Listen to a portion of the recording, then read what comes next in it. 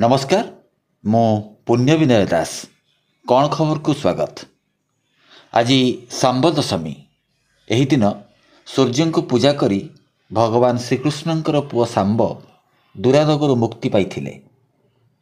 तेणु सही स्मृति रे प्रतिवर्ष हिंदू नारी माने सूर्य पूजा करिथांती, जाहाकू सांब दशमी बोली अभिहित करा जाइथाए।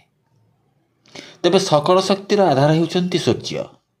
विश्व आलोक प्रदान, जीवजगतर चलप्रचल, वनस्पतिर अंकुरोद्गम परी जावतीय सृष्टिर संरचना पाई सूर्य आलोक और उत्ताप प्रदान करिथांती। अमा अंधकार को दूर करिथांती सूर्य। सूर्यंक मुह को चाही पद्म फुटी थाए। सूर्यंक जोगु ओह आलोक उत्ताप पाई समग्र विश्व चलनक्षम होइथाए। तेबे ही सूर्य पूजा कहीं केउ कालू आम चरणी रे रही आसीछि। बिहारी माने सूर्य पूजा रूपक छठ पूजा करिथांती।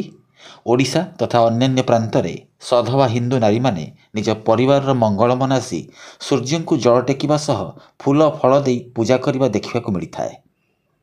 तेबे सांब दशमी रे चटाण उपरे चिता पका जाइथाए।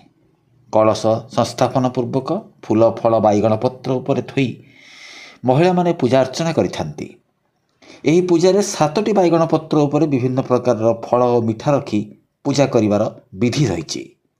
केतक जगार बिना बैगण रे डालमा और आउ केतक जगार खीरी भोग भी करा जाइथाए।